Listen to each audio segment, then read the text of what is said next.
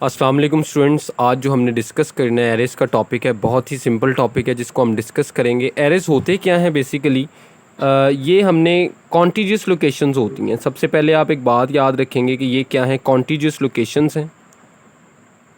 Contiguous locations का क्या मतलब है कि मेमोरी आपको पता है कि सेल्स की फॉर्म में होती है। अब सेल्स की फॉर्म में है मेमोरी, तो यहाँ पे सपोज डैट मैंने इस सेल में एक डाटा स्टोर किया।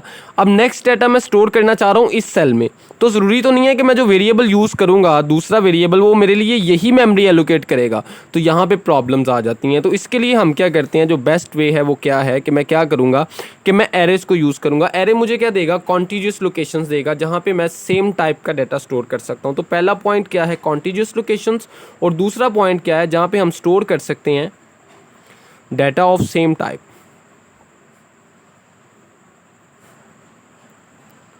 तो ये दो पॉइंट आप यहाँ पे क्या रखेंगे, याद रखेंगे सबसे पहले। अब बात करते हैं कि एरे की डिक्लेरेशन क्या होती है, डिक्लेयर कैसे करते हैं। ये सबसे पहले आप याद रखेंगे, ये जो हमारे पास एक सिंगल एरे होता है, इस तरह एक वर्टिकल लाइन होती है, उसको हम लाइन एरे भी कहते हैं, उसको वेक्टर एरे भी कहते हैं, उसको वर्टिकल एरे भी कहते हैं। अब यहाँ पे जो हमने बात याद रखनी है, डिक्लेरेशन क्या है एरे की।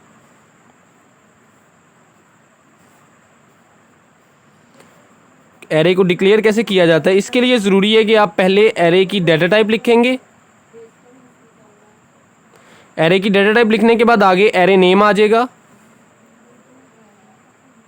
और उसके बाद आगे आपने पैरेंथेसिस में एरे का साइज डिक्लेयर करना है कि आप कितने नंबर इसमें स्टोर करवाना चाह रहे हैं। जैसे सपोज डेट मेरी एरे है इंटीजर टाइप की, तो मैं पहले लिखूंगा इंट, उसके बाद एरे नेम, कोई भी variable name, valid variable name हो सकता है यहाँ पे, जैसे मैं ए लिख देता हूँ।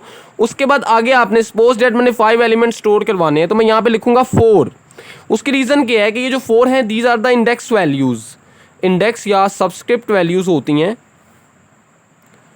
और ये स्टार्ट होती हैं मेरा बेटा 0 से। तो जब 0 से स्टार्ट होंगी तो पहली वैल्यू 0, फिर 1, फिर 2, फिर 3, फिर 4 और फिर 4। और यहाँ पे देखें आप ये कितनी बनती हैं, इसको काउंट करेंगे तो 1 2 3 4 और 1 5। तो जब आपने 5 एलिमेंट्स की एरे लेनी है तो उसके लिए आप वहाँ पे इंडेक्स जो सबस्क्रिप्ट वैल्यू है वो क्या लिखेंगे, 4 लिखेंगे। तो ये मेरा सिंपल सा कॉन्सेप्ट है कि एरे को आपने डिक्लेयर कैसे करना है।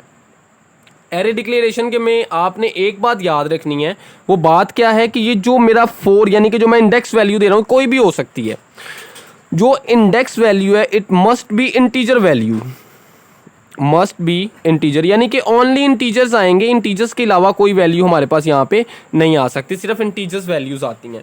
अब यहाँ पे हमने ये बात, जो इसके बाद जो नेक्स्ट पॉइंट है वो क्या है कि आप एक एरे को फिल कैसे करते हैं,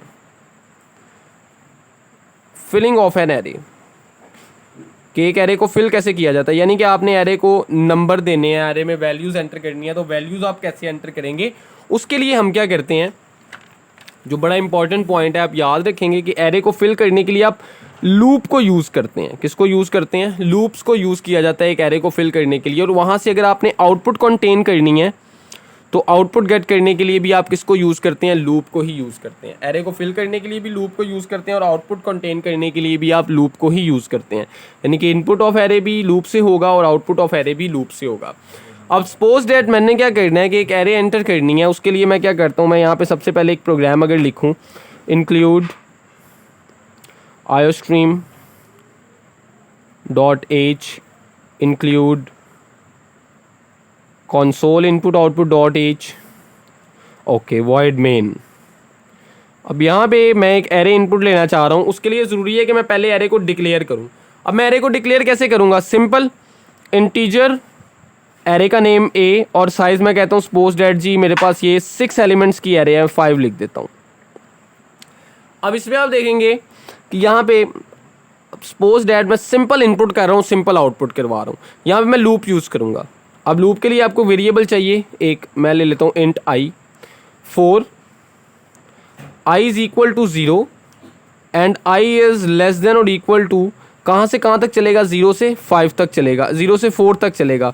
तो ये i इज़ लेस देन और इक्वल टू 4 और i प्लस प्लस।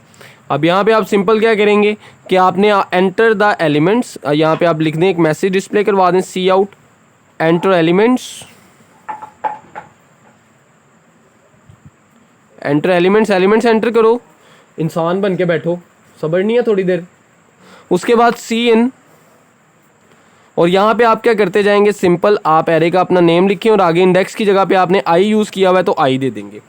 अब यहाँ पे आपकी इनपुट कंप्लीट होती है, उसके बाद आउटपुट में भी आप क्या करेंगे, फॉर लूप यूज़ करेंगे। आई इज़ इक्वल टू 0, इसी तरह से आई इज़ लेस देन और equal to 4 and I plus plus. अब यहाँ पे आप सिंपल सी आउट, अब यहाँ पे आप इसी तरह से उसके एलिमेंट्स को डिस्प्ले करवाते जाएंगे ए ऑफ आई। तो अब ये देखिएगा, इसको जब ड्राई रन करेंगे सिंपल गेट सी एच और ये प्रोग्राम ख़त्म। अब इसको जब मैं ड्राई रन करूँगा तो ये प्रोग्राम आप देख रहे हैं आपके सामने, यहाँ पे मैं ड्राई रन करता हूँ ताकि आपके सामने रहे पूरी स्क्रीन में। अब मेरे पास एक एरे थी इंट ए 5 एलिमेंट्स की एरे थी। अब यहाँ पे देखें एक वेरिएबल मैंने लिया आई और आई की वैल्यू क्या है अभी 0। अब होगा क्या, कंडीशन चेक करेगा, कंडीशन ट्रू है, कंडीशन ट्रू है तो एक मैसेज डिस्प्ले होगा कि एंटर एलिमेंट, एंटर एलिमेंट।